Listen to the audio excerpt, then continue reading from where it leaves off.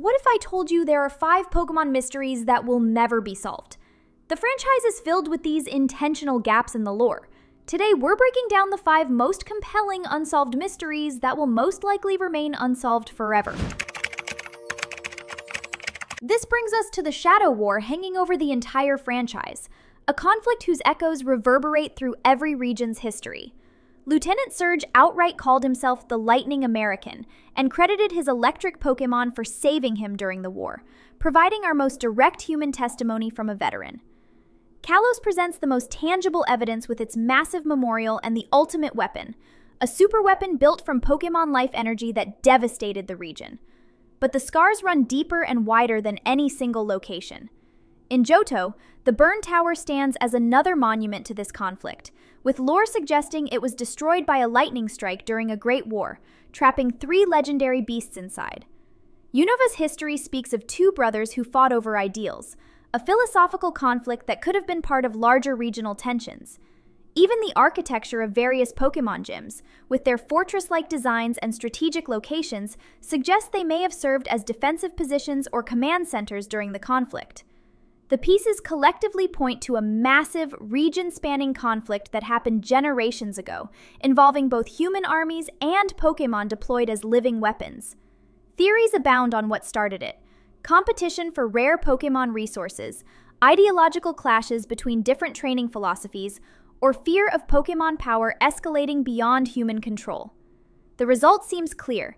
This war represents the foundational trauma that shaped the modern world of Pokémon training.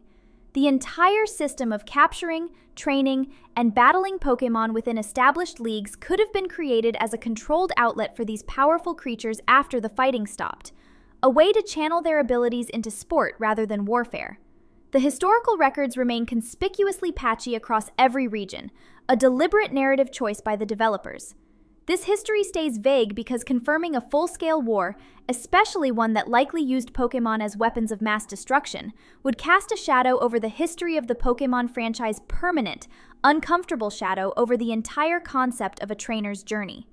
It directly ties back to the Poké Ball's origin. This containment technology could have been a wartime innovation developed not for partnership, but for battlefield capture, a way to turn the enemy's greatest resource into your own weapon. The next mystery will give you a different view on your favorite capturing device. Consider the very foundation of being a trainer, the Poké Ball.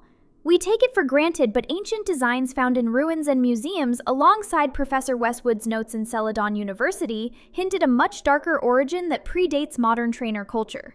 The Hisui region provides crucial evidence, with ancient Pokeballs crafted from apricorns and tumblestone, requiring manual throwing and lacking the instant capture mechanics of modern designs. These primitive containers suggest a gradual technological evolution from crude containment to sophisticated capture. The theory suggests the technology didn't start as a friendly tool for partnership, but as a means of control and domination. Early versions might have been developed not to gently house Pokémon, but to spiritually contain them, to suppress their will for easier capture and subjugation. This concept of spiritual suppression finds support in the Pokédex entries for certain ghost-type Pokémon and the mysterious properties of places like the Old Chateau, where spiritual energy seems to interfere with modern technology. This isn't just about mechanics, it's about the profound ethical implication of the device every trainer uses. The transition from ancient apricorn balls to modern mass-produced models represents not just technological progress, but potentially the industrialization of Pokémon capture. It directly connects to the larger, grimmer narrative of a historical conflict, where this containment technology could have been a wartime innovation developed not for partnership, but for battlefield capture, a way to turn the enemy's greatest resource into your own weapon. This is precisely why the developers would never officially confirm such a sinister backstory for their most iconic item, as it would fundamentally challenge the entire premise of the trainer's journey. This next mystery shows how science can create something good out of a failed disaster.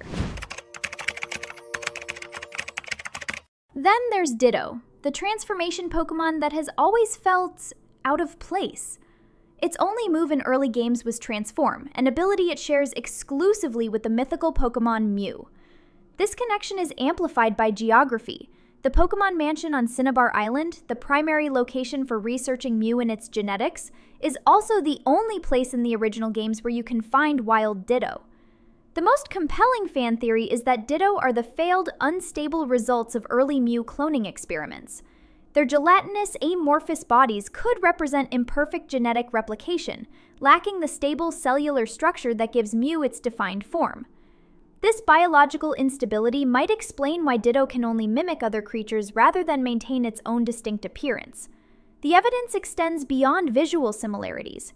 Both Pokémon share the same base stat total of 100 across all attributes, a statistical fingerprint that suggests a common genetic blueprint.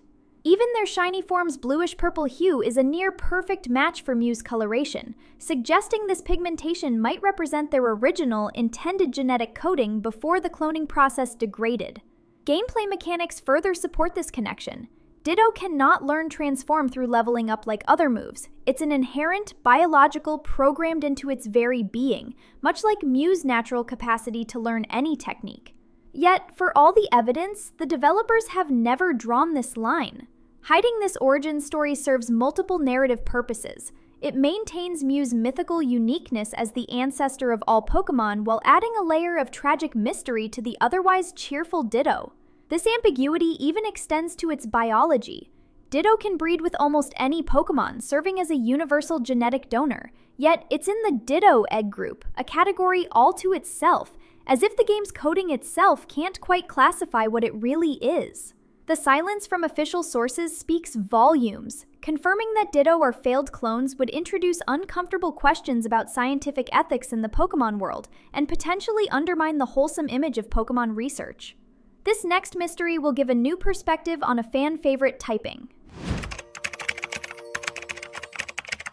But the darkness in Pokémon's past isn't just about objects or wars. It's woven into the very fabric of certain creatures. Look at the ghost type.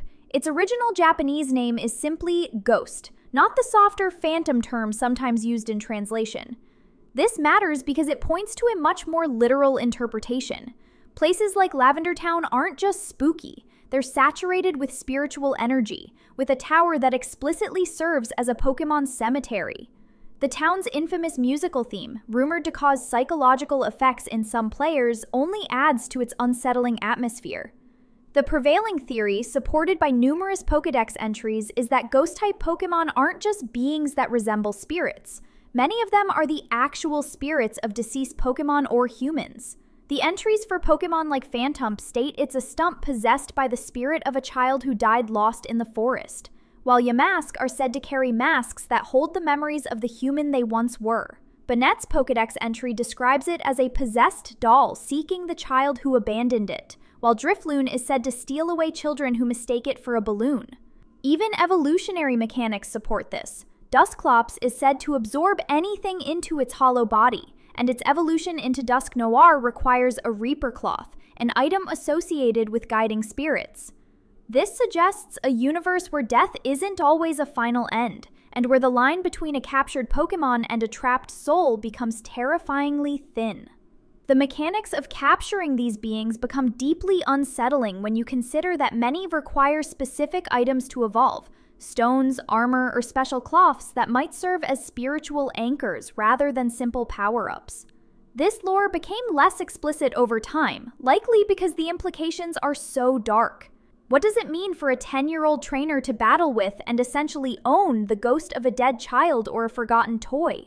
This layer of existential horror represents something the franchise quietly stepped back from, leaving the conspiracy to thrive in the shadows while maintaining the more palatable surface-level narrative of friendship and adventure. This next mystery will make you wonder, what happened? Which brings us to the Ghost Girl of Lumiose City, perhaps the most personal and haunting of all Pokémon mysteries. She appears under very specific conditions. First, on the second floor of a particular building early in the game, then, later, in the underground passage near the North Boulevard Pokémon Center. Each time she delivers her cryptic line, "No, you're not the one," before vanishing without explanation. The timing of her appearances suggests they're tied to story progression, yet she remains completely disconnected from any main quest or side plot. Theories about her identity extend beyond the Kalos War connection. Some suggest she might be related to the Ghost Girl from the old chateau in Sinnoh, given similar paranormal characteristics and the shared theme of unfinished business. Others propose she could be connected to the mysterious Hex Maniac trainer class, whose members often appear in areas with strong spiritual energy. There's even speculation that she might be tied to the legendary Pokemon Yveltal, whose power over life and death could have created lingering spirits throughout Kalos. What makes her particularly compelling is the technical precision of her implementation.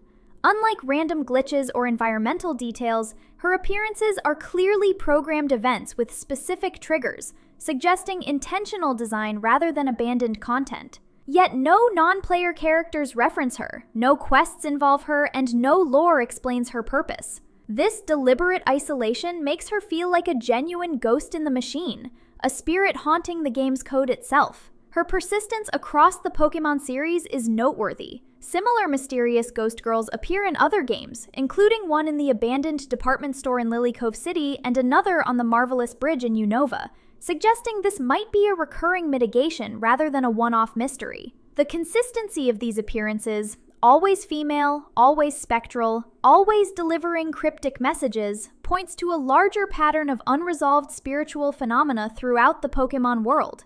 The Ghost Girl represents the ultimate expression of Pokemon's unanswered questions. She's a mystery that feels personal because she directly addresses the player, yet provides no resolution. This intentional ambiguity has kept the community engaged for years, with new theories still emerging about her identity and purpose. She embodies why these gaps in the lore matter. They create spaces for player speculation that keep the world feeling alive and mysterious long after the credits roll. These 5 mysteries aren't plot holes. They're foundational to Pokemon's enduring appeal. The gaps in the lore are intentional spaces, canvases for our imagination. They allow for endless speculation, theory crafting, and debates that keep the community alive decades after the game's first released. Some questions are simply better left unanswered because the mystery itself is the point. It makes the world feel larger and more real, a place with its own hidden history and secrets we're still uncovering. What's your personal theory on the Ghost Girl or Ditto's origin? Let me know in the comments. And if you want to dive deeper into the unexplained, watch this next video breaking down the most bizarre glitches that players swear are intentional.